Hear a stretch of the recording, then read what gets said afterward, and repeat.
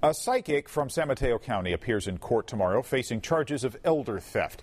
Janet Adams was arrested right in the middle of an I-team investigation in December. She pleaded not guilty.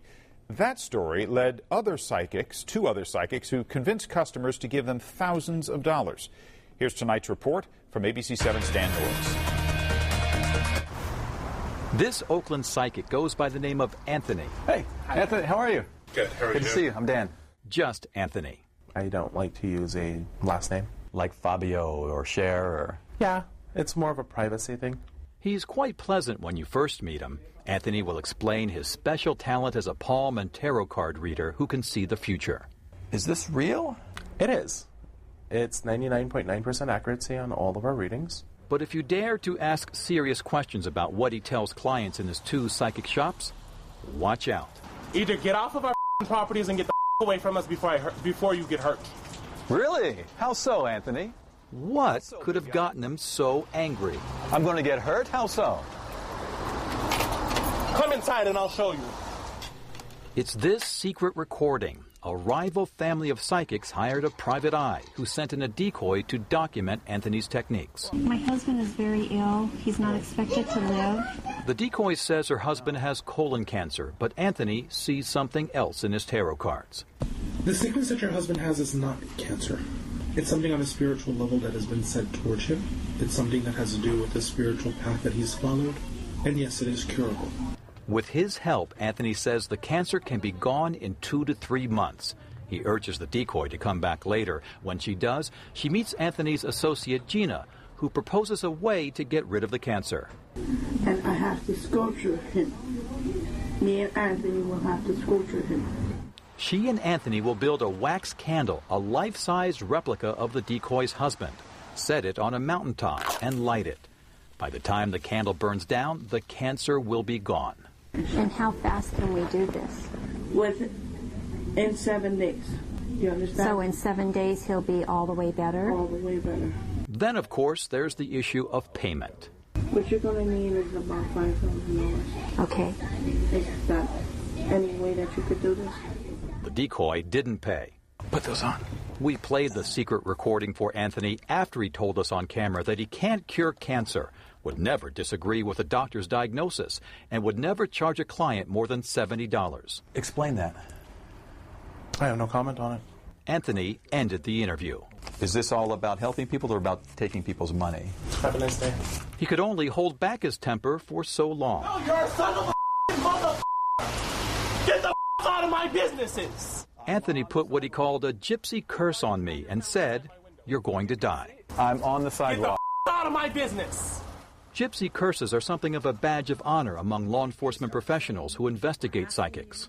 I have several curses on me, and I'm still here, yes. When they put a curse on me, that means I've been successful. Kathy Boyevich is an undercover investigator for the Alameda County DA's office who's met many psychics over the past 15 years, and she's found all sorts of people who fall victim to these scams, even the most educated. If somebody robs a bank, they walk in with a gun and they hold everybody up. These people found out they don't have to use weapons. They use their words, and it works. And it works actually more successfully than robbing a bank. Patricia Carpenter knows firsthand. She was going through a career change, was worried about her daughter's divorce. So she went to Madam Vivian in Hollister. She thought, what's the harm? Before I left, she asked for $400. Wrote her a $400 check. Oh, well, she said, I can help you with your problems, and I can make your life better. Madam Vivian kept demanding more money. The psychic told Carpenter the important work would end if she stopped paying, and that harm would come to her granddaughter. I'm disappointed, and I'm feeling, foolish, and I'm feeling like a big dope. And you will see in those statements, my bank account quickly got emptied out. That first few $100s turned into checks for $2,000, $6,000, $9,000, even $14,800. In all, Carpenter paid Madam Vivian more than $130,000. As a sociologist, I'm not surprised. I don't think any of us are really above superstitious belief or being conned by con artists, especially really, really smart ones who are really clever with their tactics. UC Berkeley sociologist Rob Willer says no one likes to admit a mistake, so victims of psychics often continue paying. And psychics use proven techniques, such as keeping the initial amount low. The tough thing is getting that first payment. But once you've gotten that, it's much easier to get people to agree to follow-ups that are larger and larger in size. We wanted answers from Madame Vivian, real name Bunny Ann John, so we went to her home office in Hollister. She was happy to meet a new customer, an I-Team producer, but she wouldn't open the door for a reporter and a photographer.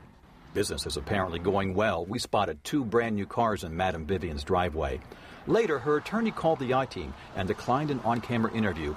He then defended Madame Vivian accepting money from clients, comparing her business to a religion. People pay hundreds of thousands to millions of dollars to spiritual causes all over the world. Madame Vivian, a spiritual cause? What do you think? I would like to see her never do this to anybody again. I would like to see her in jail, and I would like to have, ultimately it would be wonderful if I could get my money back somehow, but I think it's horrible what happens to them, and it affects them for life. It affects them emotionally, their ability to trust. It affects them financially. Financially, a lot of them are never able to recover what they've lost.